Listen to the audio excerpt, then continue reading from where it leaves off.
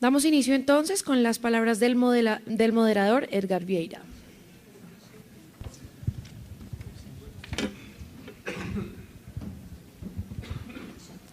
Bien, después de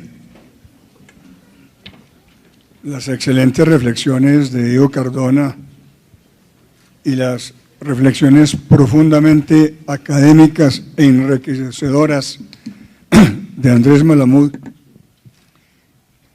contemplamos en el programa hacer 2 paneles con 4 expositores cada uno y ofreciendo la oportunidad de que el público que quiera formular alguna pregunta la escriba y se seleccionarán algunas por cuestión de tiempo para que los panelistas las atiendan. La problemática de los 2 paneles son más o menos similares. Es profundizar un poco esta problemática de la integración latinoamericana en la coyuntura actual y en algunos casos poder ya avanzar inclusive algunas ideas, algunas reflexiones sobre su mejoramiento. En el primer panel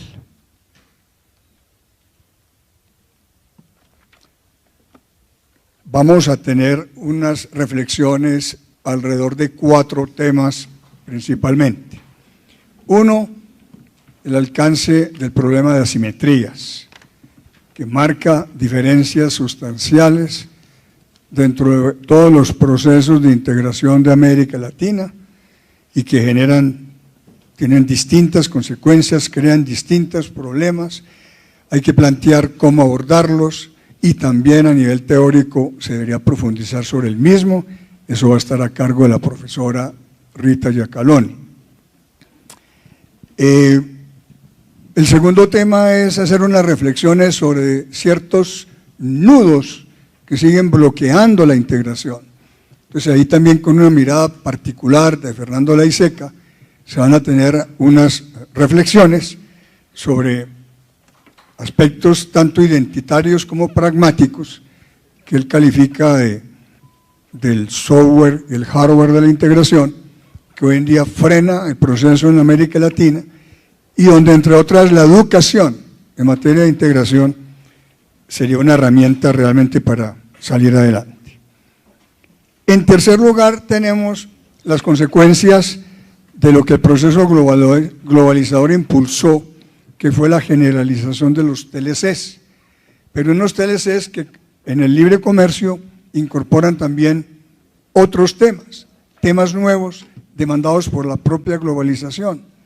Entonces, hoy la incidencia de ese manejo de los TLCs en la política comercial y su efecto también a la vez en los escenarios de regionalismo van a ser presentados por Philippe de Lombard, que por años ha estado profundizando estas situaciones.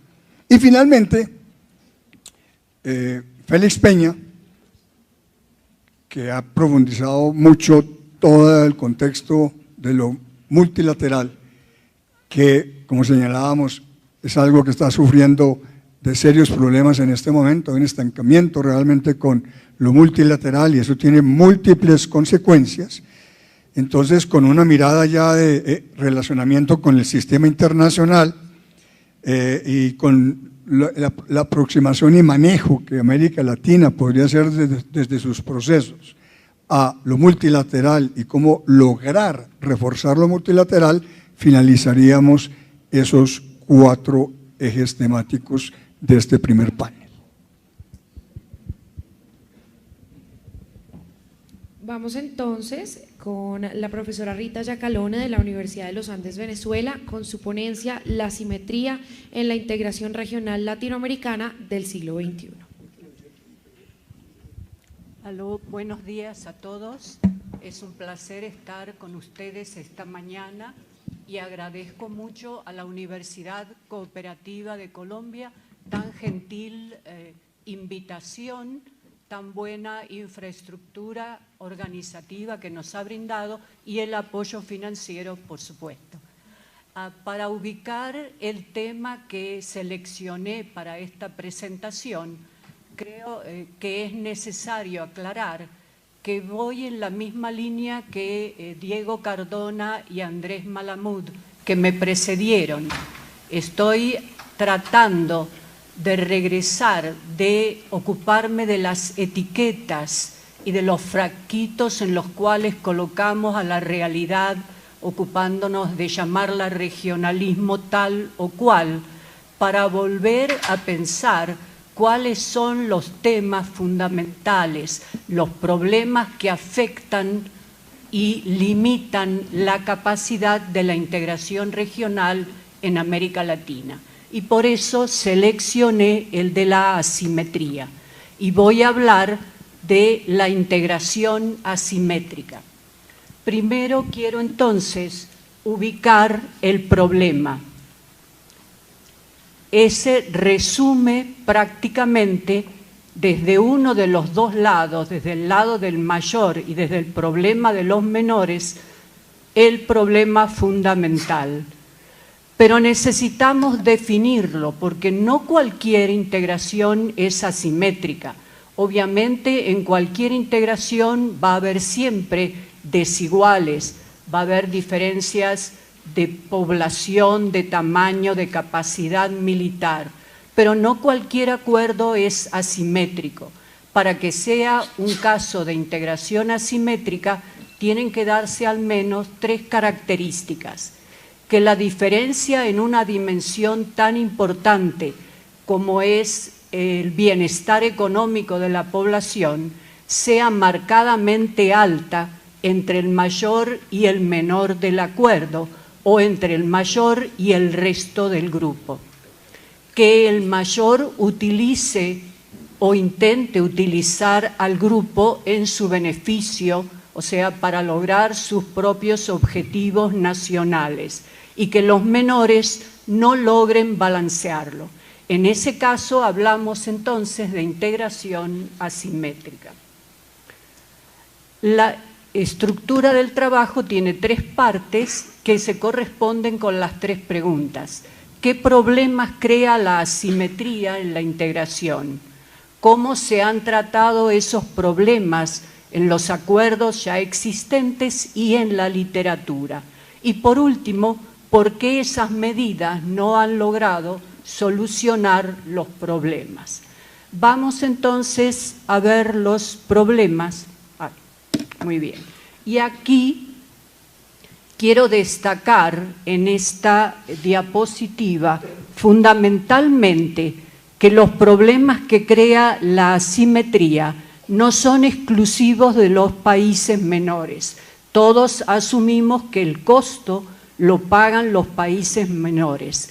En realidad, la asimetría crea problemas a países menores, a países mayores y también a los acuerdos mismos. Por ejemplo, empecemos con los menores. Tenemos ganancias y costes redistributivos desiguales que llevan a que, como alternativa, busquen formas de inserción distintas a la integración.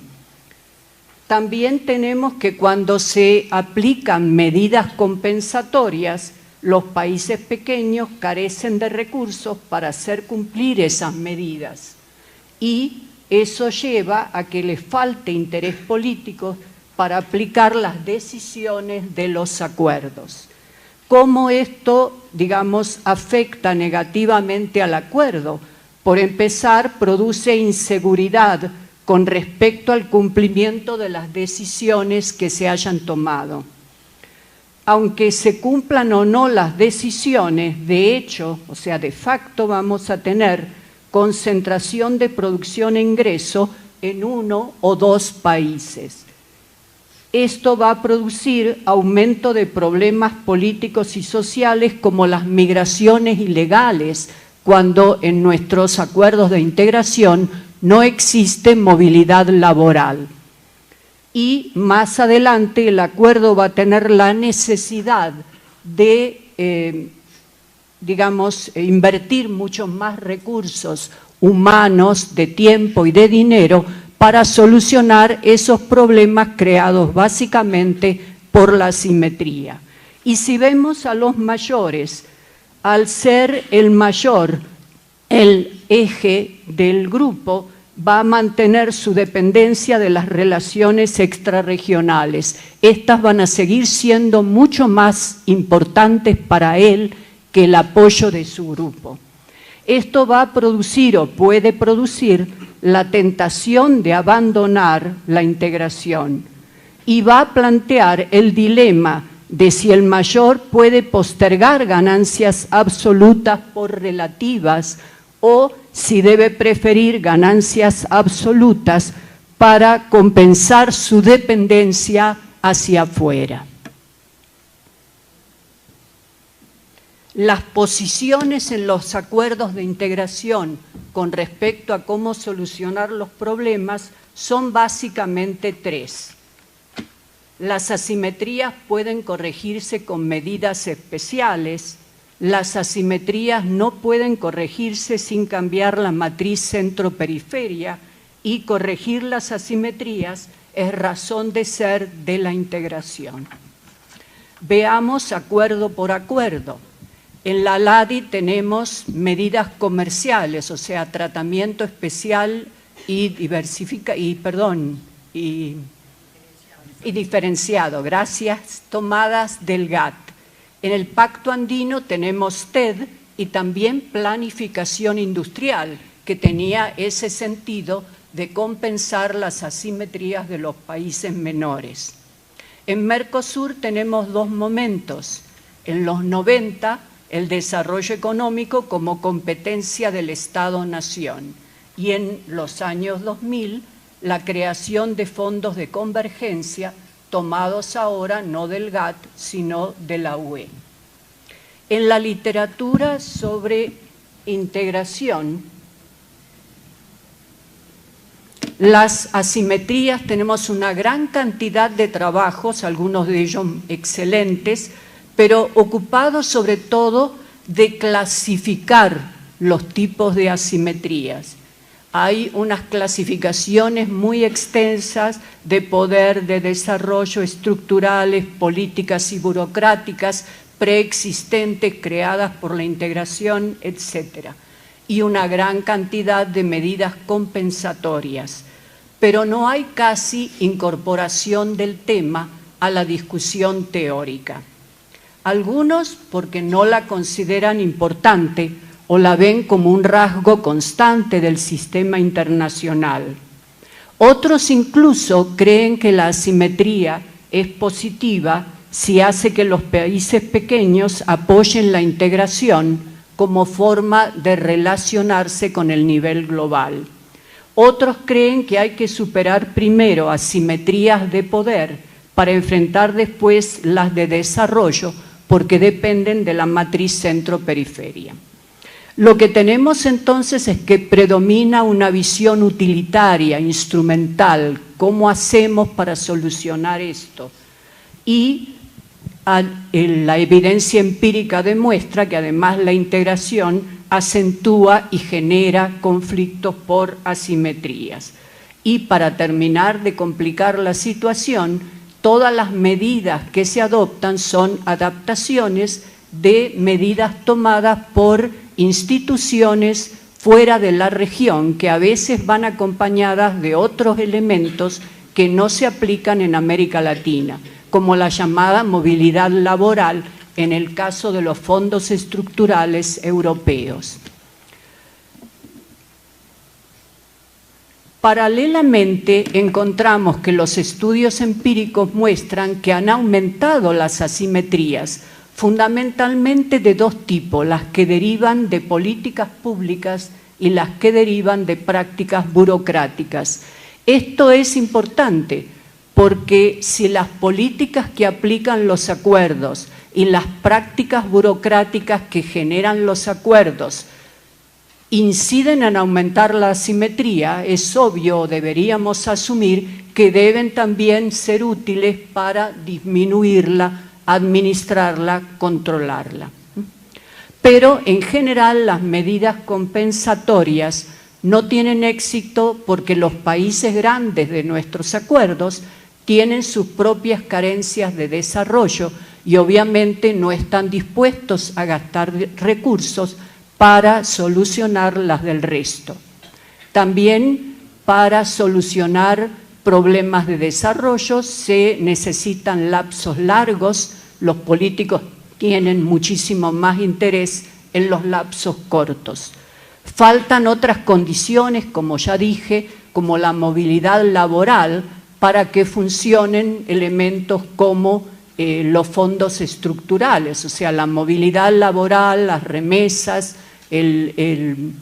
la posibilidad de ir a trabajar a otro país dentro del mismo acuerdo, sirve como un colchón de contención, en tanto los fondos estructurales mejoran las condiciones.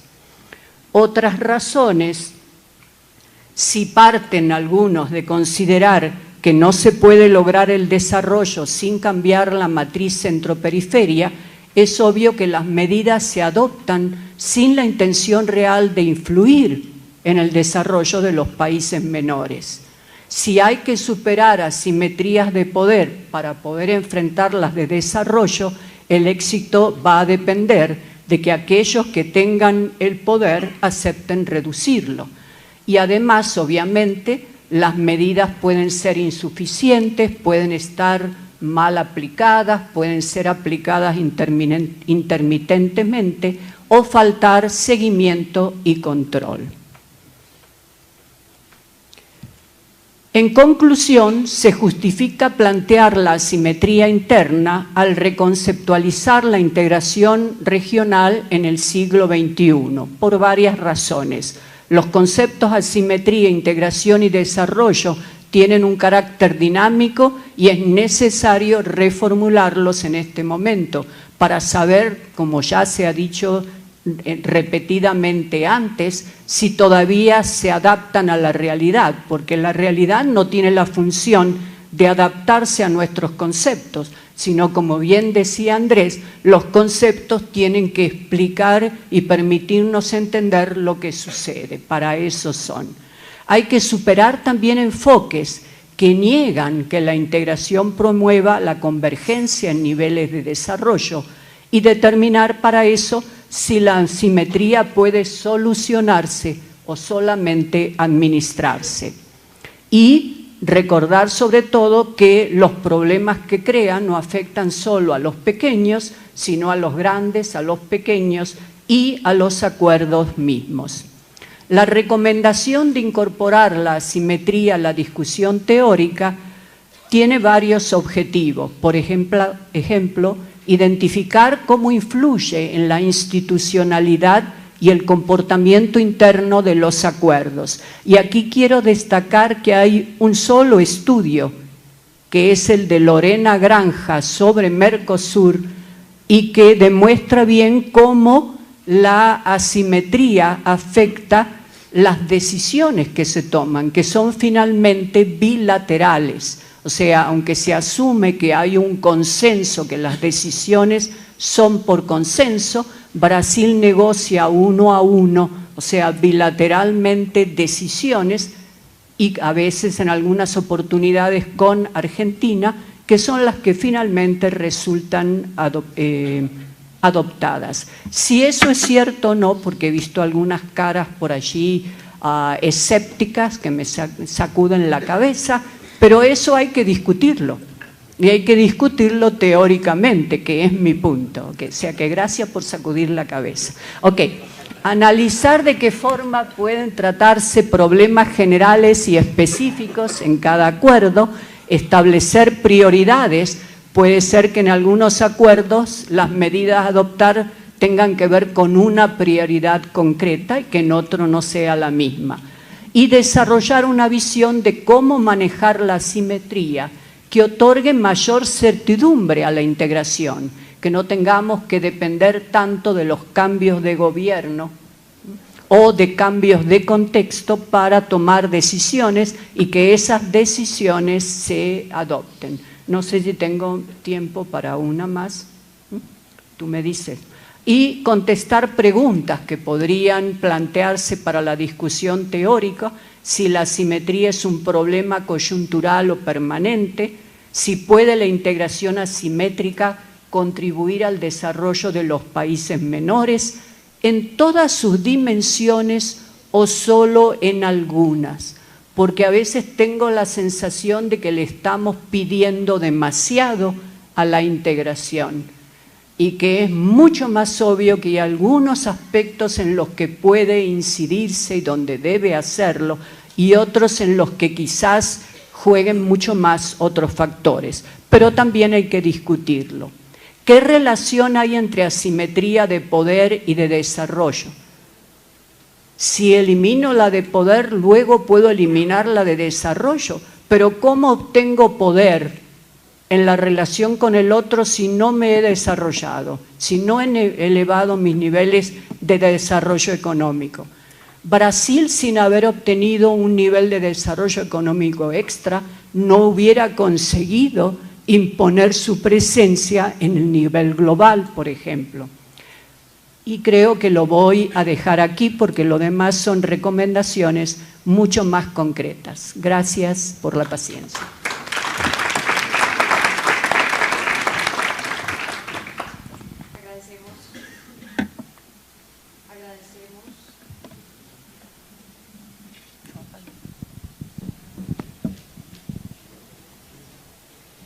Agradecemos a la profesora Yacalone y ahora continuamos con el profesor Fernando Laiseca de la Universidad Adolfo Ibáñez de Chile, con su ponencia Nudos en la integración de América Latina y el Caribe, elementos para el debate.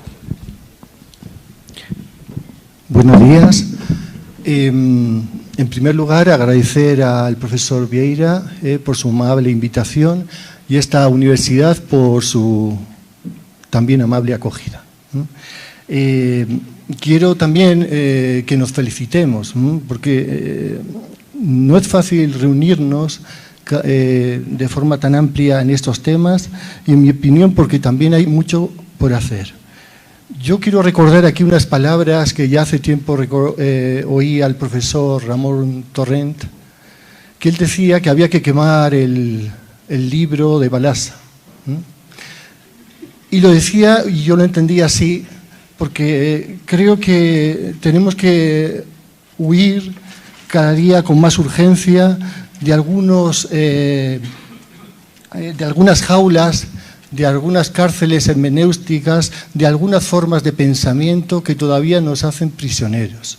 Entonces voy a intentar ser un poquito más crítico, pero no tanto con la integración en general, sino un poco con el rol de los académicos y científicos, que también se ha comentado anteriormente un poquito al final por el profesor Malamud.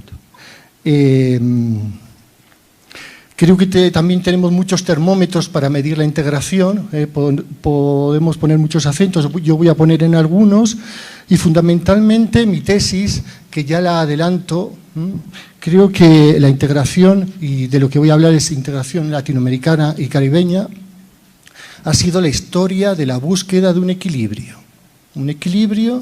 entre, si me permiten utilizar estos conceptos, dos elementos: el software de la integración, que es todo ese imaginario, esa utopía, esos elementos identitarios que a todos nos han movido, y yo creo que todos los que estamos aquí somos también partícipes, y que muchas veces no son tan explícitos en estos foros, pero creo que no estudiarlos sería ver la realidad de la integración de forma parcial.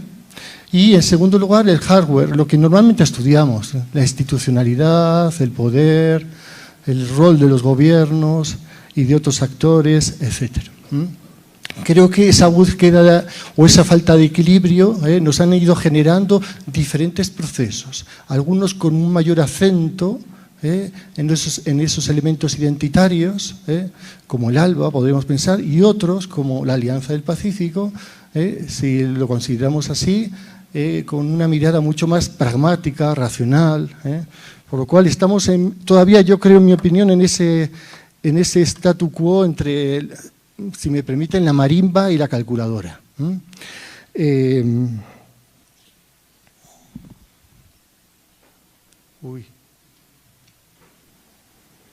Se fue el... Se fue el técnico. El del cosito blanco.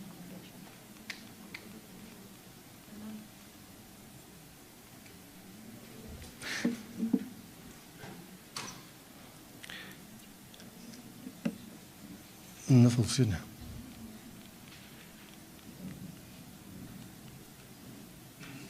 ¿Funciona ahí? Ahí viene, ahí viene. Profesor, danos unos minuticos mientras resolvemos el inconveniente. Ya.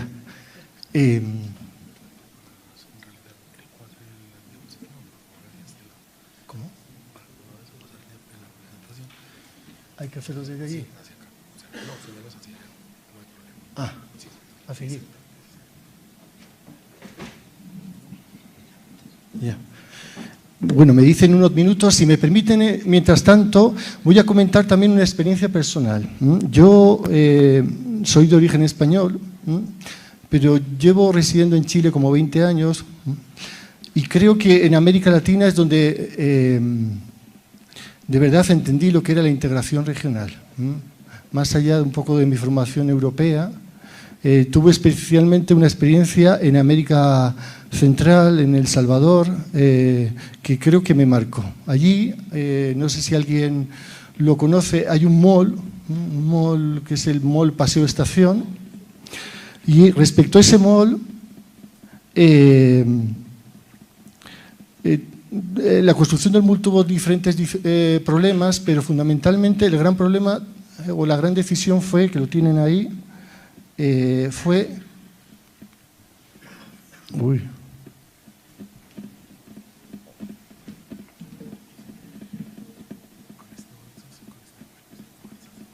Ya. Bueno, ahí está, miren, el mall Paseo Estación se hizo sobre un espacio en la que estaba la sede histórica de la ODECA. Tiene el primer edificio, el histórico, y hoy el actual es ese. La decisión fue si había que destruir ese edificio que era la sede histórica de la ODECA o no. Se hizo el mall, pero tuvieron la decisión de mantener la sede histórica dentro del mall. Y en cierta manera yo, al reflexionar sobre el tema, pensaba, miren, el concepto de integración es un concepto no solo polisémico, ¿no?, sino sobre todo interdependiente con otras realidades. En cierta manera, interdependiente con un mundo, como se ha comentado, no lo voy a repetir por el profesor Malamud, y especialmente un mundo que no entiende fundamentalmente lo que muchas veces es la integración. Entonces, mi mirada fundamental con mi ponencia va a ser fijarnos en este mundo de la integración desde esta doble perspectiva del hardware y del software de la integración.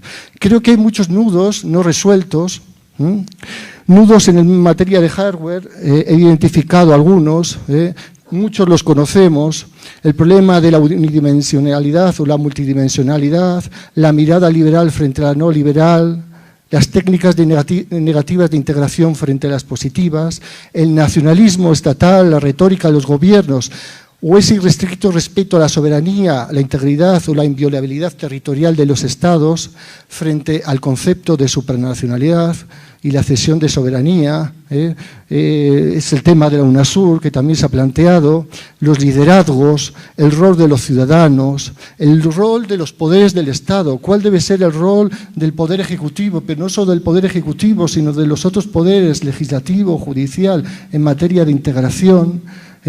La integración desde los gobiernos regionales o locales, la existencia o no de cláusulas de habilitación constitucional, es decir, cómo construir estos, para los abogados, estos procesos sin que haya algún tipo de construcción constitucional, el rol de los partidos políticos y su dimensión o no regional, las organizaciones internacionales con personal jurídica o simples foros, como hay todavía en el espacio latinoamericano, la superposición de ellas, la integración ya no solo como ámbitos de cooperación profunda, sino como generadoras de bienes o servicios públicos. Yo creo que es uno de los grandes temas que todavía no nos hemos planteado. Es decir, que la educación pública, la salud pública de la región pueda ser ya ofrecida igual por alguna de estas organizaciones internacionales.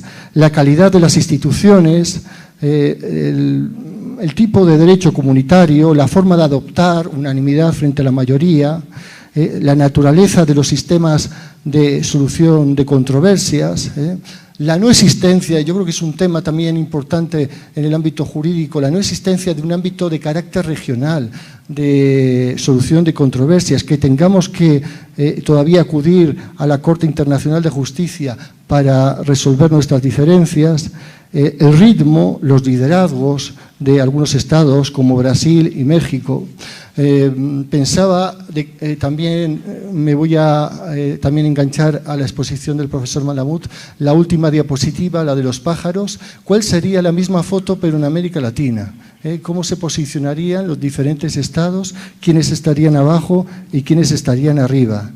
La flexibilidad, el rol, por ejemplo, de lo que ha sido la LADI frente a la rigidez de algunos procesos, los problemas fronterizos, las asimetrías internas ya comentadas, el concepto de solidaridad como un juego de suma positiva, la libre circulación o no de las personas, etc.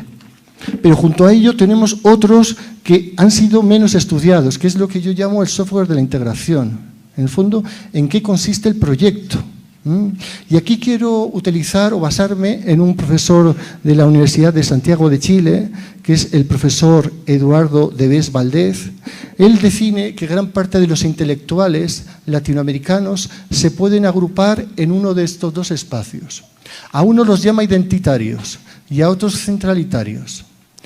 En el fondo se basa en lo siguiente: cuando llegan los europeos a América, frente a las grandes civilizaciones, estas grandes civilizaciones fueron generando un modelo de pensamiento, un modelo de periferia frente al centro europeo.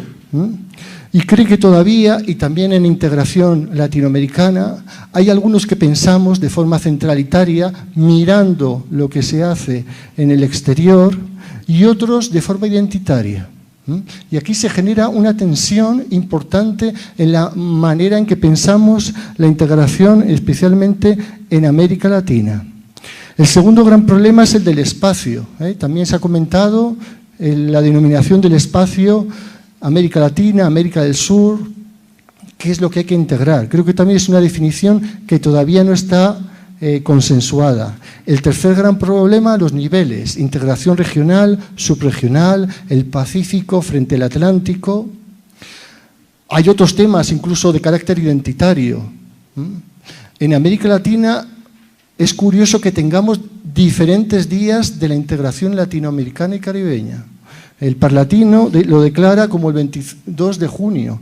Un poco recordando el natalicio de Simón Bolívar en 1826. La LADI, por otro lado, define el Día de la Integración el 24 de julio. En el Parlatino el 22 de junio, no el natalicio de Simón Bolívar, sino en el fondo la conmemoración del Congreso Anfictiónico de Panamá. Y la LADI el 24 de julio de 1783, en el fondo haciendo referencia al natalicio de Simón Bolívar. También tenemos todavía temas pendientes. ¿Cuál es el rol también de la educación para la integración? Y en esto me quiero centrar, porque yo creo que es imposible que creemos hoy en América Latina una integración verdadera sin que se pueda, en cierta manera, consensuar un tipo de ciudadanía integracionista que vaya más allá de lo que hemos leído en las encuestas, es decir, que sepa exactamente el sentido, alcance y las responsabilidades que generan los proyectos de integración. Es decir, la formación de la ciudadanía integracionista, en definitiva, nos va a generar un espacio importante para la educación de la integración, no solo a niveles universitarios, sino fundamentalmente en materia de educación obligatoria. Creo que en esta materia todavía, en general, en las políticas sociales, en la integración latinoamericana, falta todavía una definición clara de lo que significa, una falta de estrategia, todavía tiene un carácter fragmentario, accidental, complementario de la dimensión económica. Pero sin perjuicio de ello, si me permiten, me gustaría hacerles dos propuestas. Dos propuestas interesantes que nos pueden servir para pensar de forma más o menos ordenada lo que, en mi opinión, nos podría servir para avanzar en el proyecto de integración. En primer lugar, considero que lo que hace falta es profundidad. Profundidad significa recuperar el patrimonio, el acervo común, ese pasado integracionista de autores, obras, de esos intangibles trascendentes que nos acercan. Y también profundidad respetando lo político frente a lo politológico, que lo político, en definitiva, no sea tapado por lo politológico. Y en segundo lugar, si me permiten, creo que hace falta una mayor densidad sociológica y horizontalidad, fundamentalmente a través del desbordamiento de actores. Este desbordamiento de actores significa fundamentalmente incorporar a nuevos actores, periodistas, diplomáticos, profesores, jueces y sobre todo ciudadanos, ponderando la importancia de cada uno en este proceso. Recordando también que en América Latina, especialmente antes que en las organizaciones internacionales y antes que en las universidades, desde donde se pensó la integración latinoamericana fue desde la ciudadanía. No desde espacios, si quieren, de la sociedad civil organizada. Mirando al futuro, también considero que el desafío sería crear redes, posicionar identidades, crear alianzas, haciendo hincapié no tanto en el hardware de la integración latinoamericana y caribeña, sino en todo este software teórico e identitario. Considero, en definitiva, que el gran problema de la integración latinoamericana no está tanto en el modelo institucional, sino en el modelo identitario. ¿Qué queremos hacer y desde dónde queremos hacer? Termino, por último, con unas palabras de Alejo Carpentier, que decía lo siguiente: en América Latina tenemos piedras y hombres del pasado, en Europa solo piedras. En América Latina el hombre vive con hombres situados en diferentes épocas. Creo que es necesario que conversemos, que se converse mucho más, porque estamos hablando en general desde diferentes dimensiones. Muchas gracias.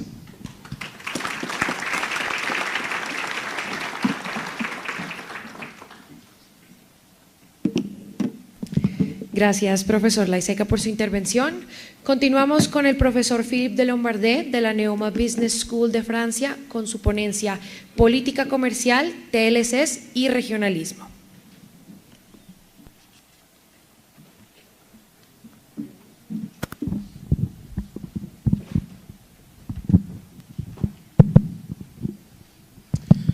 Bueno, buenos días a todas y a todos. Primero que todo, muchas gracias a Edgar y su equipo por la invitación y la organización de este evento, y que no es solamente un evento, pero que es un proceso, hay un antes y un después, y Edgar ha sido realmente un motor detrás de todo esto. Además es un evento en Bogotá, que es mi segunda casa, entonces muchas gracias. El tema que he escogido para mi intervención de hoy es el tema de los TLCs y su relación con el regionalismo. Es decir, voy a aproximarme al regionalismo y a la integración regional a través o indirectamente a través de esos TLCs. ¿Por qué? Porque es un tema que ronda ahí cuando hablamos de estos temas, siempre está ahí y se cruza evidentemente con la temática del regionalismo. Además, es un tema donde, como decía Andrés también, donde probablemente hay un desequilibrio entre, digamos, la producción de opiniones y la producción de entendimiento sobre. Entonces quiero darle como otra perspectiva a ese tema de los TLCs para aportar a los debates de hoy y de pronto en algunas ocasiones provocar un poquito. El tema de los TLCs es un tema de mucha controversia y un tema donde hay posiciones muy definidas en favor y sobre todo en contra de esos TLCs. Creo que este es el resultado de un proceso que se ha dado que, en mi opinión, empieza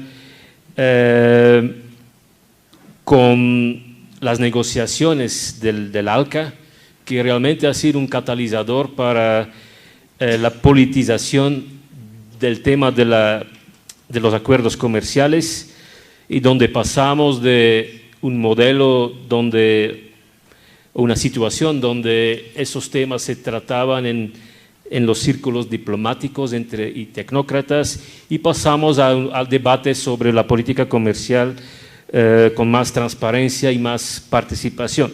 Este en sí es muy, muy positivo y también es algo que creo que después ha pasado a otras regiones del mundo. Lo mismo hemos visto en otras partes, pero creo que el ALCA ha sido realmente un catalizador en ese proceso.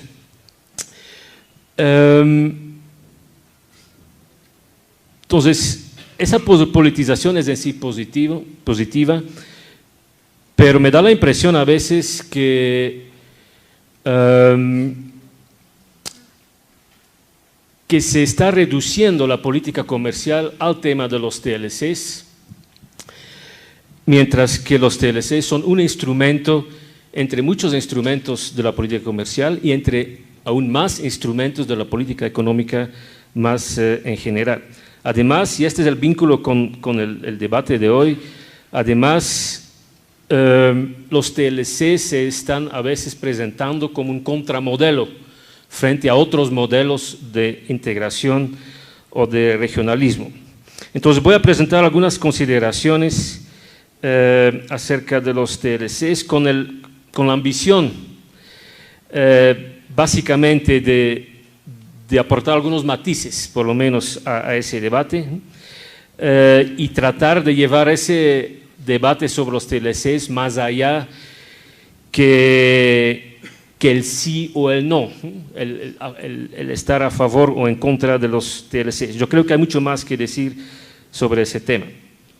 Además, también quiero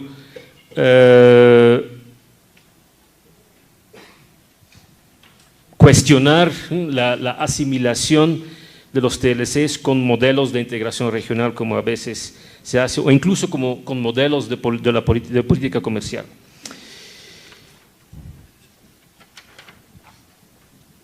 Bueno, en el anterior. Ya. Entonces, mi presentación está organizada en dos partes. En la primera parte trato el tema de los TLCs y lo que hago es un ejercicio relativamente simple. Lo que hago es mirar un poco con qué otras variables la firma de TLCs está correlacionada. Es un ejercicio simple. Y en la segunda parte, que también son mis conclusiones, vuelvo al vínculo entre TLCs y regionalismo. El primer punto es un punto sobre conceptos. Cuando hablamos de TLCs, a veces utilizamos ese concepto como sinónimo de acuerdos comerciales más en general. Tenemos que ser conscientes de eso. Existen acuerdos comerciales de diferentes tipos. A veces se llaman TLCs y no lo son. A veces no se llaman TLCs, pero lo son según la OMC. Entonces ahí algo de claridad es necesario. A veces cuando se negocian TLCs entre países, se negocian al mismo tiempo y en paralelo otros acuerdos que complementan los TLCs, de tal manera que la evaluación de los TLCs en estos casos no se puede hacer enfocándose simplemente en los TLCs en sí. Entonces, lo que hice básicamente o lo que voy a hacer es mostrarles unas correlaciones.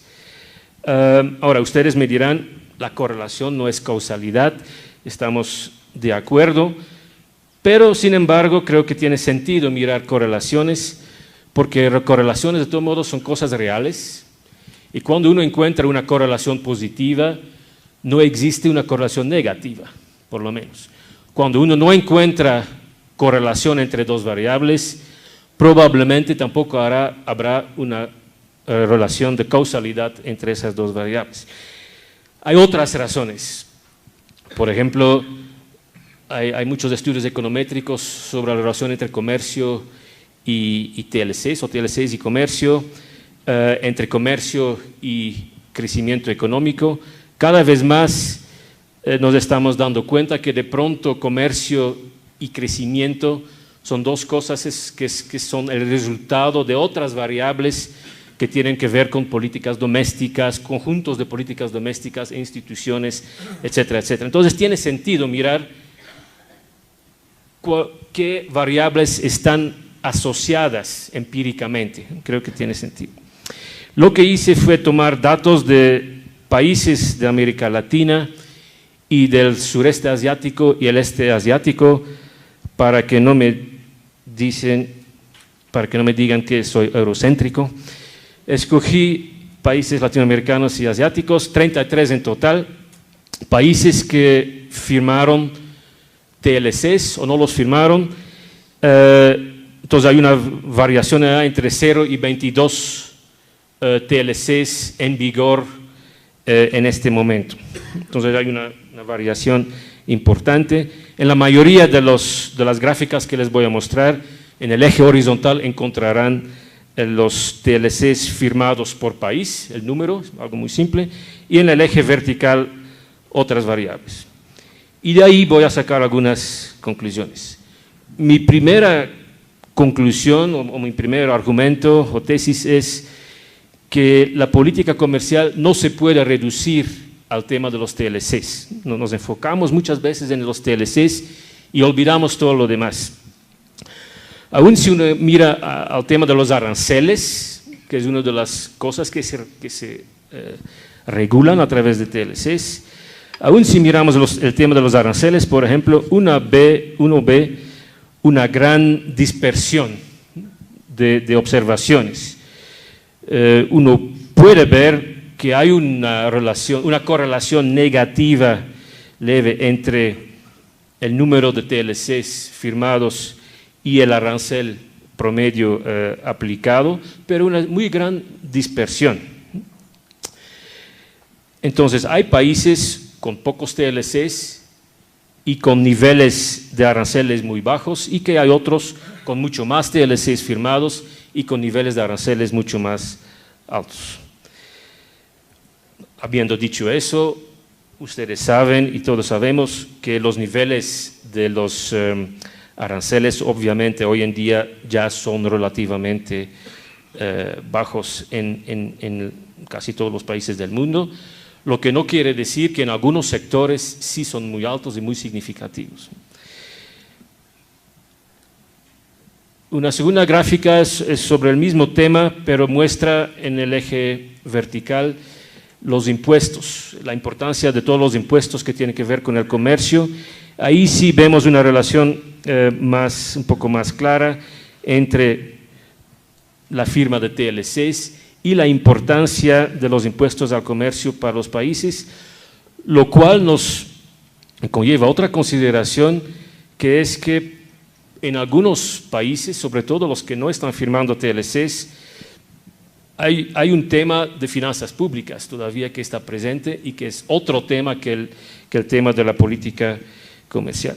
Mi impresión es que en los debates sobre TLCs y política comercial, que nos fijemos demasiado en los cambios marginales a esos regímenes comerciales, porque los TLCs lo que hacen es esto, cambian marginalmente los regímenes comerciales en vigor y nos olvidamos del régimen comercial existente.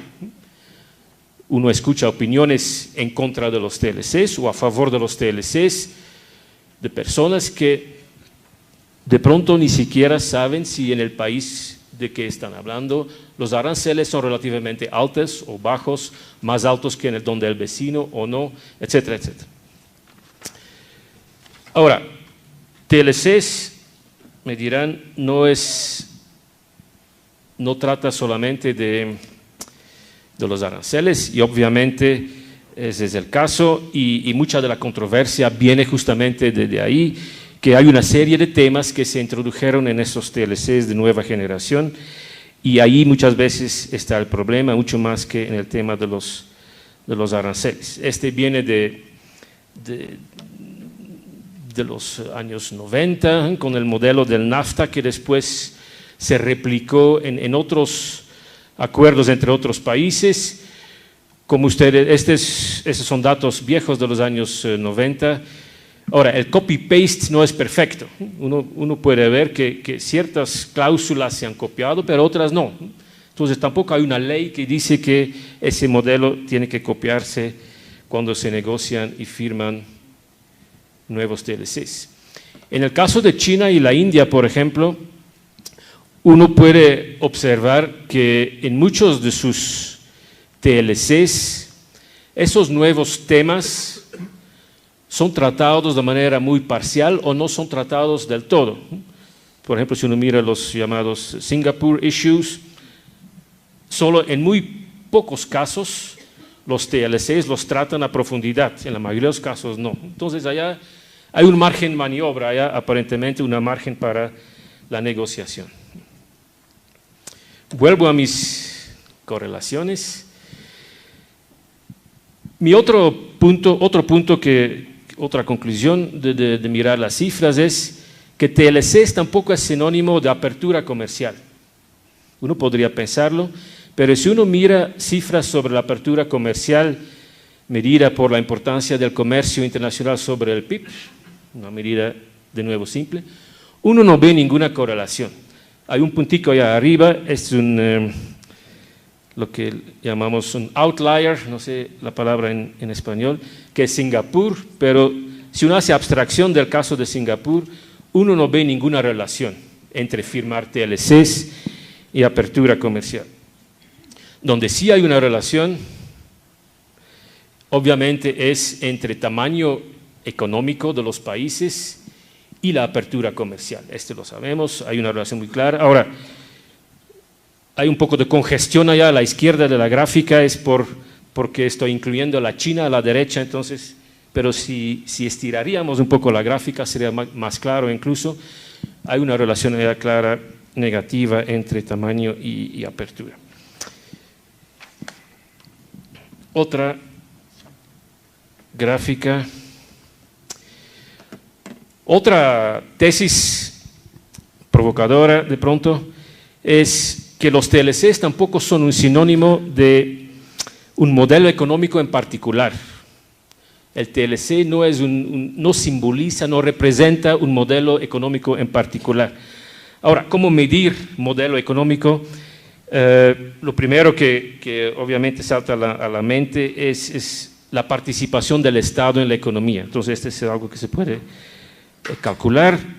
Entonces, aquí muestro a la izquierda el gasto del Estado como porcentaje del PIB, que da una impresión de la importancia del Estado en la economía, y horizontalmente de nuevo mis TLCs por países.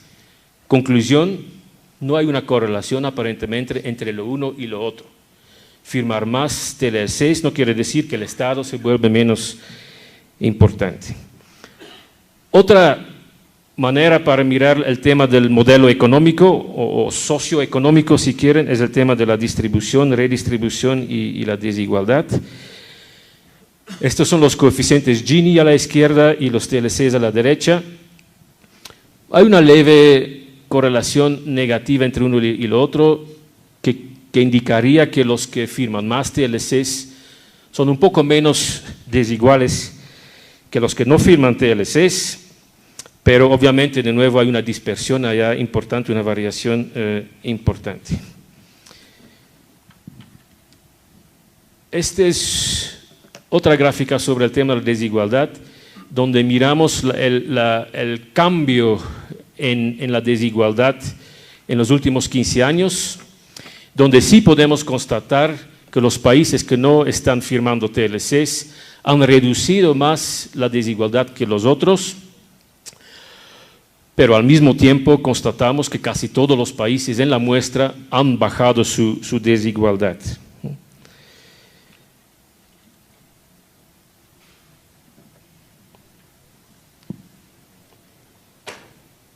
Ahora, también al mismo tiempo miré también un poco la literatura econométrica sobre el tema, hice una revisión que será en el paper.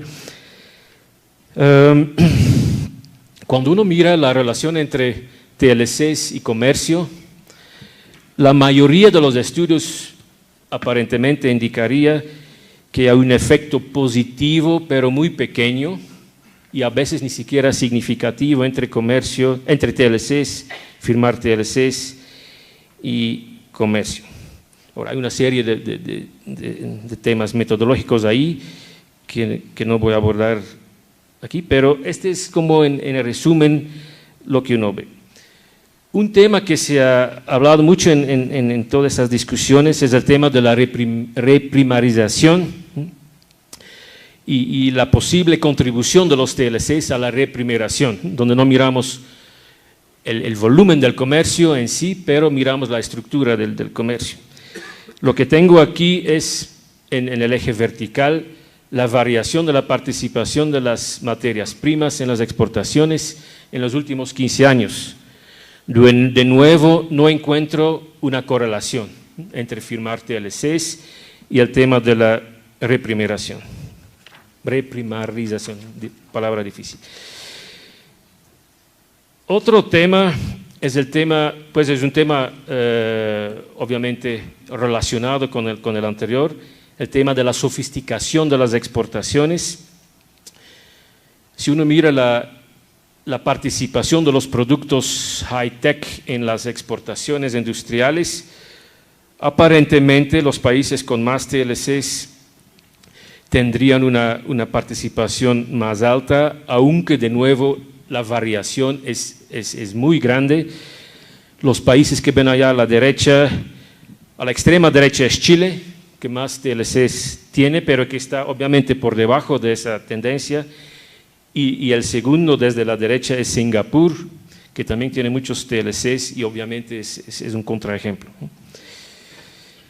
Miré también un tema que nos podría decir algo sobre los aspectos medioambientales del comercio internacional y miré unas cifras buenas que encontré y comparables sobre deforestación, obviamente solamente una variable. Entonces tengo aquí en el eje vertical deforestación en los últimos 15 años y comparado con los TLCs firmados, aparentemente habría más deforestación en los países con menos TLCs que en países con más TLCs. Es una constatación nomás, lo dejo para el debate. Pasamos al tema del crecimiento económico. De nuevo hay unos estudios econométricos sobre el tema, pero obviamente como esos TLCs son por un lado, tan complejos en su contenido hoy en día, hablan de muchísimos temas, y por otro lado tiene un peso propio a veces muy reducido, porque se trata en últimas de una relación entre dos países, pero el mismo país está también comerciando con muchos otros países. Entonces, los cambios en el régimen comercial son pequeños a veces. Entonces, por su peso propio limitado y por su complejidad, uno entiende que es muy difícil establecer relaciones entre lo uno y lo otro. Si entiendo bien, habría algo de consenso, de pronto un comienzo de consenso, de que podría haber una relación entre las dos cosas, comercio y crecimiento, pero bajo ciertas condiciones, y estas condiciones tienen que ver de nuevo con las políticas domésticas, las instituciones, etc. Además, hay otra complicación ahí. ¿Cuál es el plazo adecuado para evaluar esto? Corto plazo, mediano plazo, largo plazo, no está. Lo que tengo ahí son correlaciones de nuevo. A la izquierda, crecimiento promedio del PIB en los últimos 6 o 7 años, y los TLCs, una leve correlación positiva, pero sobre todo una gran dispersión o variación alrededor de esa tendencia. Obviamente, crecimiento económico es una variable de corto plazo. El PIB per cápita es más de largo plazo. Este no es algo que cambia rápido en el corto plazo. Cuando miramos PIB per cápita, habría indicaciones de que los países que firman más TLC son los países con PIBs per cápita más altos. De nuevo, no estamos hablando de causalidades, es simplemente una observación. Bueno, creo que Edgar me va a regañar. Voy a pasar a las conclusiones. Y las conclusiones, pues, tienen que ver con esa pregunta, si TLCs son incompatibles con el tema de la integración regional o el regionalismo, o con ciertos modelos de regionalismo, o hay una complementariedad entre los dos fenómenos. En el paper describo, pero no lo voy a repetir aquí, el tema de la incompatibilidad en algún momento entre las reglas en la CAN y la firma de los TLCs entre Colombia y Perú y los Estados Unidos en materia de derechos de propiedad intelectual. Ahora, obviamente, eso puede ocurrir justamente cuando no hay convergencias en las preferencias nacionales dentro de una región. Es ahí donde obviamente uno puede encontrar ese tipo de tensiones. Pero lo que quiero decir es que yo creo que sí hay mucha complementariedad entre las dos cosas. No son fenómenos excluyentes. Por un lado, creo que cuando países que entran en tratados comerciales con países terceros también forman parte de un conjunto regional, hay más posibilidades para compensar, por ejemplo, los perdedores de la liberación comercial a través de compensaciones o a través de movilidad. Entonces, uno está mejor armado para manejar el tema de los perdedores, de los sectores perdedores. También uno puede ver la complementariedad entre cadenas de valor regionales y globales. De nuevo, una complementariedad. Está el tema de la negociación en sí. Negociar como una región hace que la posición negociadora es más fuerte que como país. Entonces, este se ha dicho muchas veces, obviamente, pero sigue siendo un argumento válido. Hay otros argumentos. Hay argumentos que tienen que ver con el tema de la regulación. Como el tema de la regulación es mucho más importante que el tema de los aranceles, tener un esquema regional es de nuevo importante. ¿Por qué? Porque por un lado uno puede uno puede balancear a nivel regional dos objetivos. Un objetivo es minimizar los costos de transacción que vienen con diferentes regulaciones que existen, con el respetar de las preferencias locales. Ahora, locales no necesariamente son nacionales, pueden ser regionales, sobre todo en un contexto latinoamericano. Por la cercanía cultural, seguramente hay mucha cercanía en cuanto a preferencias para regular una serie de temas. Lo otro es que en ciertos ámbitos de la regulación, por ejemplo, productos farmacéuticos, hay un gran desequilibrio entre el Estado, el sector público y el sector privado. El conocimiento está al lado del sector privado, en las multinacionales. De nuevo, la cooperación o la integración regional puede contribuir a balancear eso mejor y construir más conocimiento técnico, tecnológico dentro del sector público. Y bueno, voy a terminar con, si me permite, un último puntico. y reconectando de nuevo con los debates de hoy en día sobre el regionalismo, me parece que en algunas lecturas, por ejemplo las lecturas poshegemónicas de algunas de nuestras colegas, que no voy a mencionar, me parece que uno encuentra como lo que yo llamaría una unidimensionalidad, donde se presentan las cosas como si uno tiene una dimensión entre autonomía nacional por un lado, en combinación con cooperación regional, respeto de las preferencias nacionales y políticas emancipatorias por un lado, un poco pensando en el modelo UNASUR, y por el otro lado un modelo caracterizado por TLCs, mercados libres y supranacionalidad, todo junto, y a veces se menciona la Unión Europea también.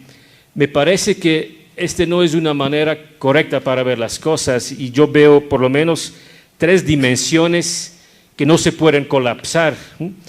Una dimensión, y esta es la dimensión que Andrés también presentó, es la dimensión integración, desintegración, pueden agregar nacionalismo, etcétera. Esa, integración, desintegración. Ahí tenemos el tema del Brexit, el tema de Cataluña, el tema del Tribunal Andino de Justicia, ese tema, integración. Otra dimensión, que es otra dimensión en términos matemáticos ortogonal a la primera, izquierda-derecha, políticas de izquierda, políticas de derecha, otro tema. Y hay otra dimensión, de nuevo, que no coincide con esas dos, es la dimensión entre más y menos Estado, protección, apertura, ¿ya? O uno podría decir protección versus apertura. Eso no coincide con izquierda-derecha. Los defensores del proteccionismo uno los encuentra a la izquierda y a la extrema derecha también. Entonces, eso tampoco coincide. Entonces, creo que tenemos que considerar esas diferentes dimensiones, y ahí entonces uno puede ubicar casos concretos, países, regiones, y uno también puede ubicar sus posiciones propias, a favor o en contra de alguna combinación de estas alternativas. Voy a parar aquí. Muchas gracias.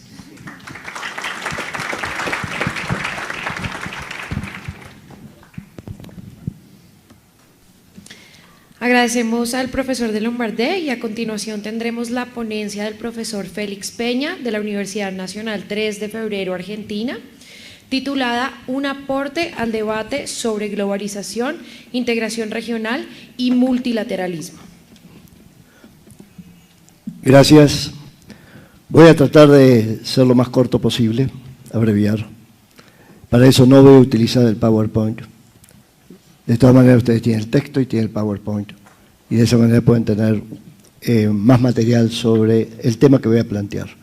Y el tema que voy a plantear, que elegí, es, en mi opinión por lo menos, pero creo que coincidiremos muchos, es un tema más que relevante hoy, desde el punto de vista del funcionamiento del sistema de comercio internacional, con implicancias políticas clarísimas, que es el tema que se ha planteado sobre el principio de no discriminación como regla de oro fundamental del sistema comercial multilateral global, originalmente del GATT, su artículo primero, y luego incorporado a la OMC.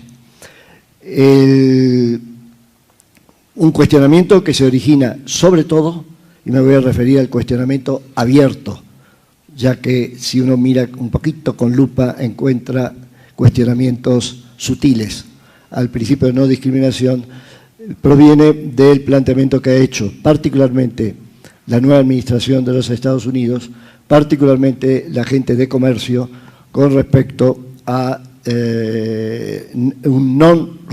su no aceptación al Rule Oriented Global Multilateral System, que es un planteamiento más que de fondo, que está un poco casi ni siquiera atrás, sino en el medio de algunos malos humores que hemos visto hace muy pocos días, incluso en reuniones de muy alto nivel de países que fueron los países fundadores del sistema en su momento.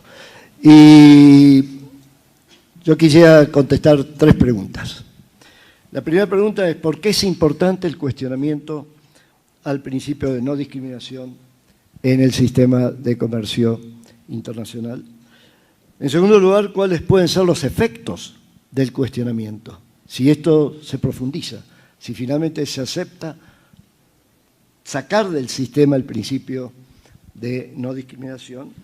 Y en tercer lugar, ¿cuáles podrían ser las respuestas que pudiéramos impulsar desde nuestra región, teniendo en cuenta que, por lo menos en mi opinión, y creo que muchos coincidirán, esta eliminación, esta erosión del principio de no discriminación afecta los intereses de nuestros países y de otros países con los cuales trabajamos en distintos ámbitos.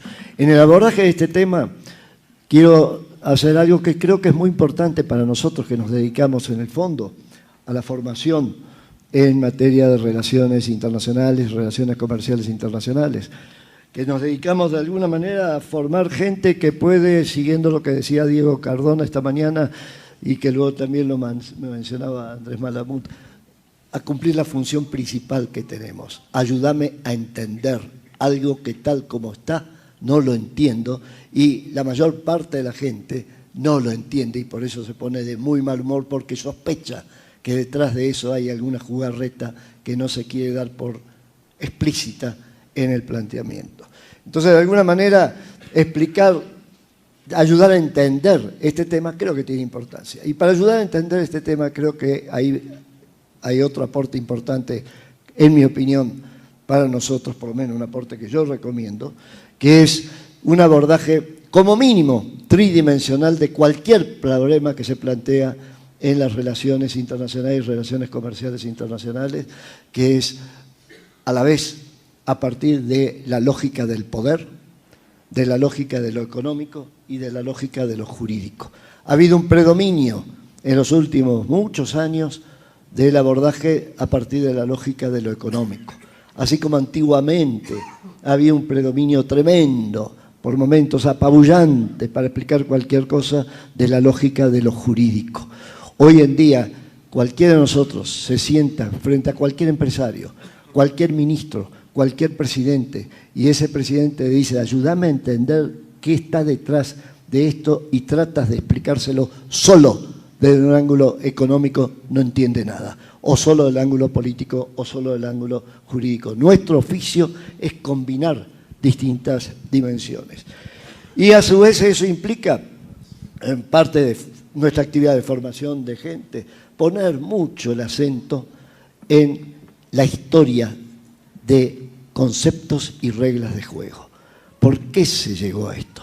Porque es en esa historia donde estás poniendo en evidencia lo que se señalaba en algunas otras intervenciones acerca de cómo la realidad del poder mundial explica y ha explicado muchas veces el surgimiento de las reglas, que una vez que surgen quedan para siempre. Para concluir este introito, el explicar la importancia de las reglas y el porqué de las reglas, hoy, literalmente hoy, Argentina está jugando en el Mundial de Rusia. Literalmente hoy es algo innecesario frente a la cantidad de gente joven que se moviliza, entre otras cosas, en el tema del fútbol. Tratar de imaginar una Copa Mundial o una Copa de las Américas en que el equipo local pueda decir: las reglas las pongo yo y las puedo cambiar como quiero, es algo que nadie entendería. Y entonces me da la impresión que este es un punto central para explicar el por qué el tema del principio de no discriminación tiene importancia. Rápido. Primero, ¿por qué es importante? El principio de no discriminación es importante porque cuando se creó el GATT, lo que se quiso evitar, en parte porque le convenía a Estados Unidos, era la repetición de lo que ocurrió en los años anteriores, particularmente en el periodo del predominio británico, en que de alguna manera no había un sistema de comercio internacional, sino múltiples sistemas de comercio internacional centrados particularmente no en el principio de no discriminación global, sino en el principio de la nación más favorecida impuesta en los acuerdos celebrados particularmente por el Reino Unido con cantidad de países y no solamente con los países del Commonwealth británico. De ahí que el tema central en la negociación del GATT fue precisamente, desde el punto de vista de Estados Unidos, dejar de lado forever en lo posible, y algo consiguieron, la preferencia imperial del Commonwealth británico. Y por eso el principio de no discriminación, artículo primero, era un salto muy fuerte en las condiciones bajo las cuales se podía desarrollar la competencia económica internacional a partir de ese momento, y el tema de la preferencia imperial finalmente quedó colgado de lo que se llamó en ese momento la cláusula del abuelo, es decir, un efecto residual de lo que estaba vigente. Dicho esto, el cuestionamiento al principio de no discriminación afecta tres planos. Por un lado, el cómo compatibilizar acuerdos que no se realicen con validez para todos los miembros del sistema del GATT y luego de la OMC. Esto es lo que se estableció en el artículo 24 del GATT. En segundo lugar, el tema de reglas diferentes, especiales, hechas a medida en materia de defensa comercial, fundamentalmente antidumping. Y en tercer lugar, la regla principal de un sistema de reglas, que es que haya alguien que opine de fuera del sistema y de las partes envueltas en una controversia sobre quién tiene razón. Esto es el sistema de solución de diferendos de la OMC, que es lo que está paralizado en este momento, o a punto de quedar paralizado por la decisión de Estados Unidos de no renovar el nombramiento de jueces en el sistema. Ahí queda relativamente claro por qué es importante. Es tan importante esto para un país como cualquiera de los nuestros, como poder jugar al fútbol con reglas y arbitraje que no estén librados al más fuerte. Es decir, tiene algo que ver con lo que vivimos concretamente cuando tratamos en los años 60 de desarrollar las primeras experiencias de integración en América Latina, y fundamentalmente con la creación de la LALC, de la Asociación Latinoamericana de Libre Comercio, que el planteamiento que hizo Estados Unidos y algunos organismos internacionales, la única manera de hacer lo que ustedes quieren hacer, que la idea era hacer acuerdos más basados en lo sectorial, más basados en la convergencia de capacidad productiva, etcétera, la única manera la tienen que hacer de acuerdo al artículo 24 del GATT y a lo que es una zona de libre comercio o una unión aduanera. En ese momento, cuando se hizo ese planteo, que fue lo que tiró por tierra el planteamiento original que había hecho los países latinoamericanos, el argumento era o se hace de esa manera o no lo pueden hacer, y no lo pudimos hacer, y ahí está la explicación del fracaso luego de la LALC. Segunda pregunta, ¿cuáles pueden ser los efectos? Muy simple. Los efectos de dejar de lado el principio de no discriminación van a ser exactamente los mismos que ocurrieron cuando no había un principio de no discriminación. Es decir, vas a llegar a una pluralidad de sistemas de reglas en el comercio internacional. Algunas de ellas pueden ser consideradas sistemas multilaterales de alcance global. Sin embargo, no participan todos los países, y si quieres participar, tienes que ser aceptado por los inventores del nuevo club de comercio global y multilateral. Esto es el comercio regido por reglas OMC Plus. Como no se puede conseguir el cambio de la OMC, se inventa un sistema paralelo. Para prueba de que esto es así, lean el artículo 4 del capítulo 30 del TPP. El TPP, que establece, Trans-Pacific, que establece que cualquier país del mundo puede ser miembro del TPP, y eso explica por qué el Reino Unido dijo: si nos salimos de la Unión Europea podemos entrar en el TPP. Esto da la idea de la magnitud de los problemas que podemos tener si se erosiona definitivamente el principio de no discriminación en el sistema global multilateral de la OMC. Basta un segundo imaginar lo que podría ser un TPP perfectamente posible a la luz de lo que está pasando en las negociaciones sobre temas nucleares en Corea, perfectamente posible un TPP en el cual reingrese Estados Unidos e ingrese China. Que todos los países que no son miembros del TPP, imaginemos los países productores de los mismos tipos de productos, por ejemplo, alimentos inteligentes y demás, que quedarían al margen del TPP, salvo que pidan permiso, sean aceptados, y para eso tienen que ser aceptados, entre otros, por el Congreso de Estados Unidos. Y finalmente, y termino, ¿cuál puede ser la respuesta? Y yo creo que la respuesta va por el aportar imaginación, sugerencias concretas para reformular el sistema de comercio multilateral.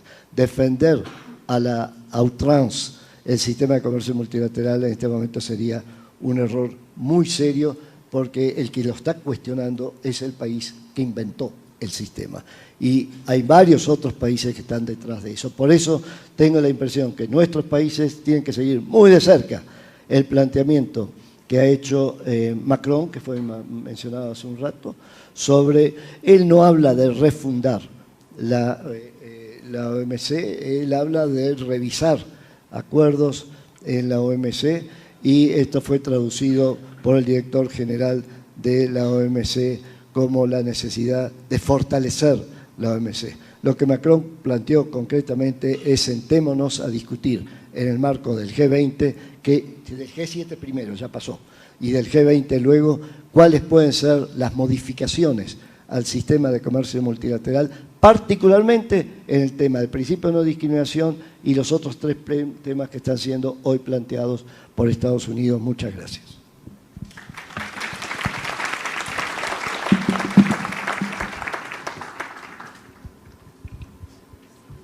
Agradecemos al profesor Peña, y para finalizar este primer panel vamos a realizar la sesión de preguntas moderada por el profesor Edgar Vieira.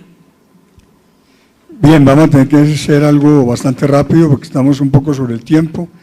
De muchas preguntas, pues hay muchas muy interesantes, pero que se salen un poco de lo que realmente se ha planteado en la mesa. Entonces, dejaría unas 2 o 3 puntuales alrededor de temas planteados. Hay interrogantes acerca del nuevo papel que va a jugar China, por ejemplo, hoy en día. Su nuevo liderazgo consolidará todavía unas mayores asimetrías a nivel mundial, o qué tipo de efectos pueden esperarse por parte de China si lograría desarrollar un nuevo modelo de integración asimétrica regional. Y relacionado también con la asimetría,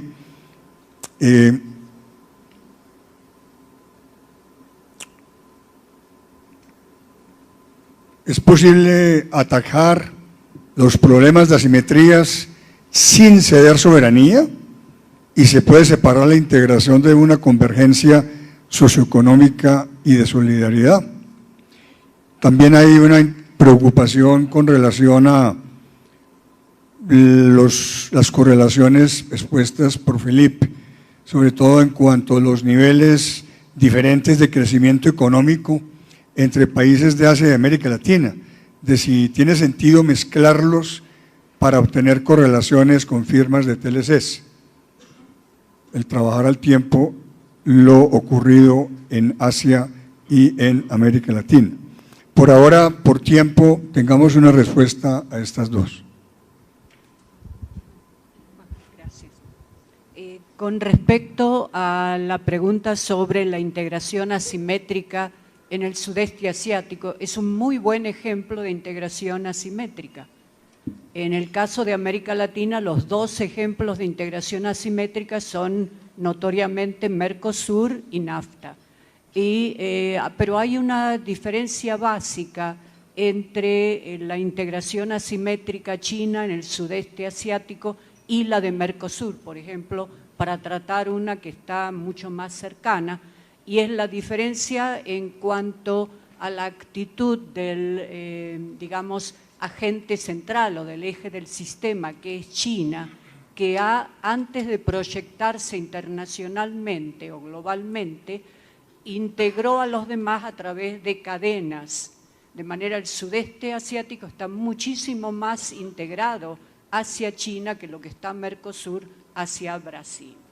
En cuanto a si se puede separar la integración de la convergencia en niveles de desarrollo, para mí no.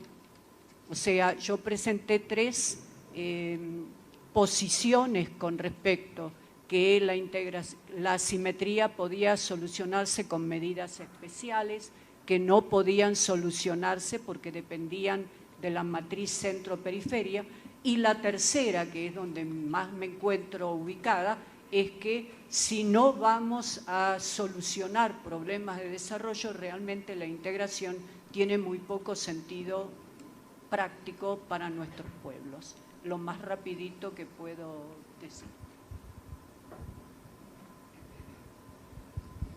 Bueno, muy brevemente, la pregunta de la comparabilidad siempre está ahí cuando uno hace comparaciones. Lo que no quería fue limitarme a los países latinoamericanos como para mirar un poco tendencias más generales y poder hablar un poco más en general sobre las relaciones entre TLCs, política comercial y regionalismo. Yo creo que no es tanto a nivel de los dos grupos y las diferencias entre los dos grupos que de pronto hay un problema de comparabilidad, de pronto a nivel de algunos casos individuales. Y bueno, sería posible evidentemente de sacarlos del análisis. En Singapur es claramente un caso muy particular, la China por su tamaño, pero al revés, es un caso particular que se podría filtrar, y de pronto el Japón.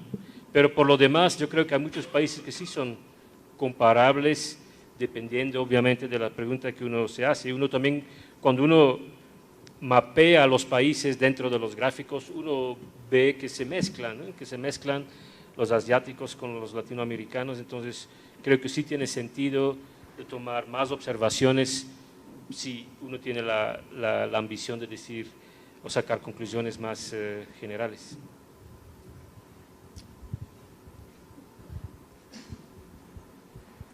Entonces, ¿hay algunas otras preguntas que para poder cumplir el horario de la mañana, lo que se va a anunciar enseguida de un break, ahí por favor los invito a los demás a que hablen con los respectivos expositores?